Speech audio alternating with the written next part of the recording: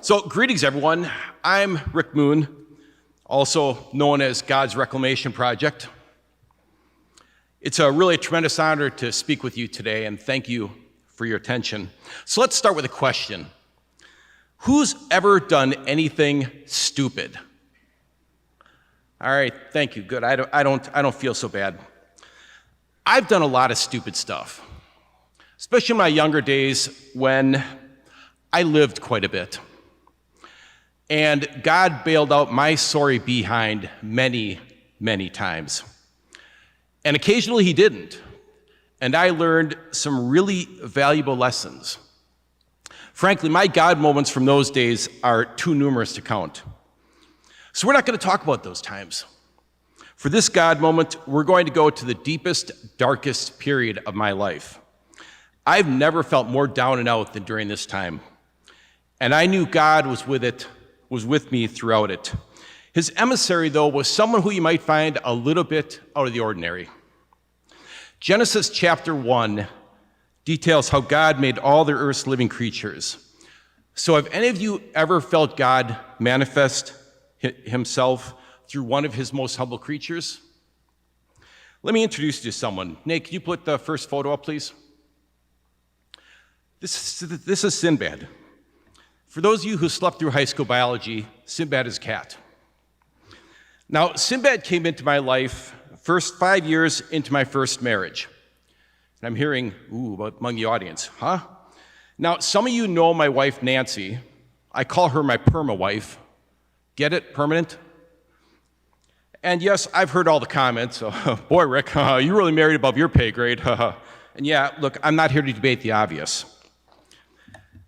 Yet most of you probably don't know that there was a previous Mrs. Moon. Her name was Lori, and I loved her to death. And I totally cop to the mistakes I made in that relationship. I would have done anything to keep it together because I believe that marriage is something you go all in on. It's not something that you give up on without a fight. She didn't feel the same. We got Sinbad from someone Lori knew who was leaving on a trip that was going to take them away for several years. I'd never had a cat before. I had a dog growing up, and it was a wonderful experience, so I figured I'd adapt.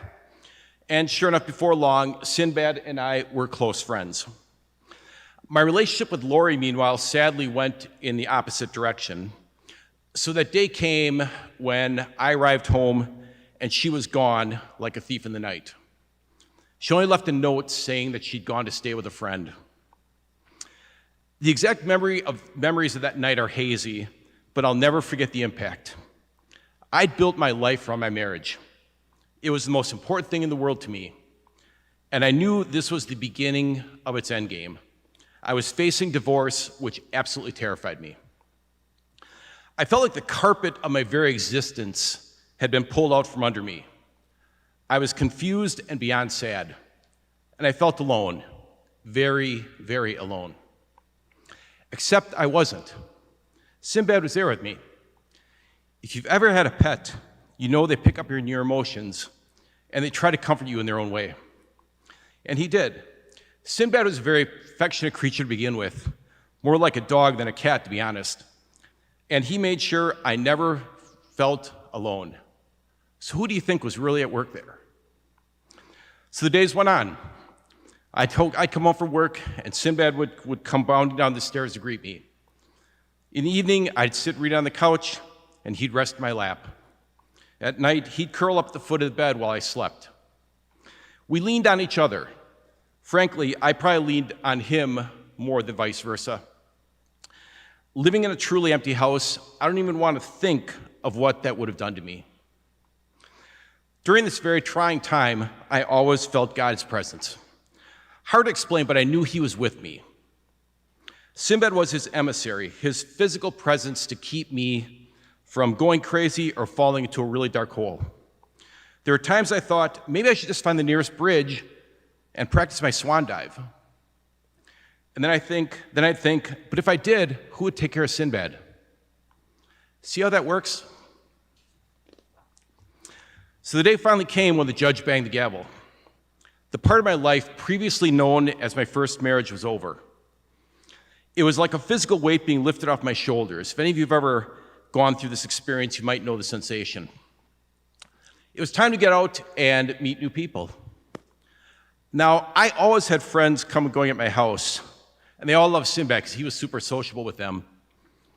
But I'd largely held off on dating until legal proceedings ended. Finally, they did, and to quote an uplifting song by the late, great Eddie Money, "You can't keep a good man down." If you've never heard that song, I encourage you to look it up and take a listen. Some good friends of mine from church told me I should try Match.com. I'd never done online dating before, but what the heck. And so I tried it, and it was a lot of fun. It was really a great experience. I met a lot of wonderful people. Some I only saw once, others I enjoyed multiple dates with. Nancy was one of them, the latter.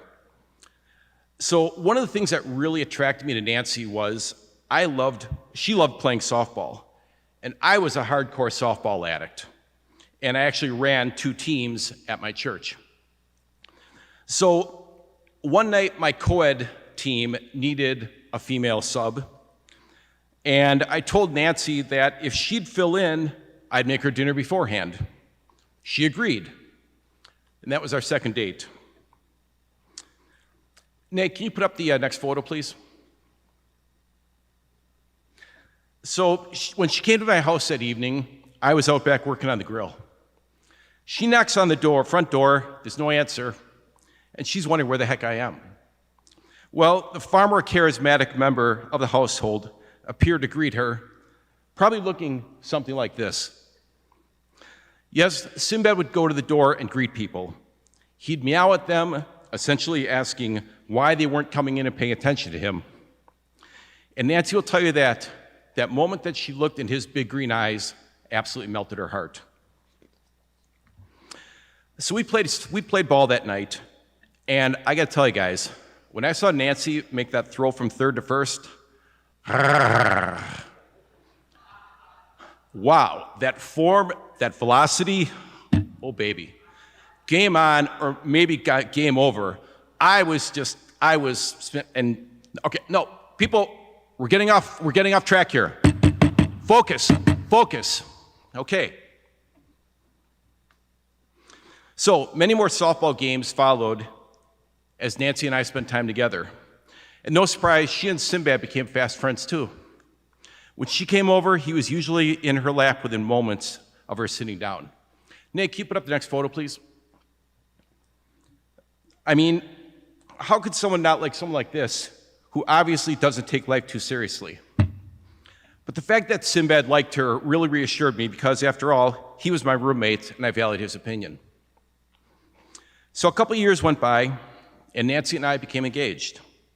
And I have to tell you, the year before we got married and shortly after was hell on wheels. The American Institute of Stress has a chart that's actually called a stress inventory. It assigns point values to different stressful events in life. The year before Nancy and I got married, I think we hit about 10 of the top 20. Among other things, Nancy changed jobs, she sold her house, we moved her parents out of their home of 50 years into a retirement community and cleaned out the house. Can you say 7 14 cubic yard containers? No lie. We were planning a wedding all this time, and also we said goodbye to Sinbad. His health suddenly took a turn for the worse, and 2 days before Christmas, and literally before the weekend that Nancy moved in with me, we said our goodbyes to him. It was really hard, but Nancy put it in perspective. She said that Sinbad realized his work was done, and it was okay to hand me off to her for safekeeping. I've thought a lot about those days, which encompassed around 3.5 years, and I see God's hands all over this time. He brought Sinbad into my world to get me through an extremely hard experience, and Nancy to put me on the lifetime path that he intended. It's all incredibly generous and kind, and I will never feel worthy. But I'm so, so grateful. I know that God has shown me infinite mercy, and the fact that he's done so for someone like me is just more proof of his unending benevolence. So I encourage you to be cognizant of God's presence which can show up in your life in unexpected ways and through many different creatures. Be thankful for all and know that God will never leave you alone.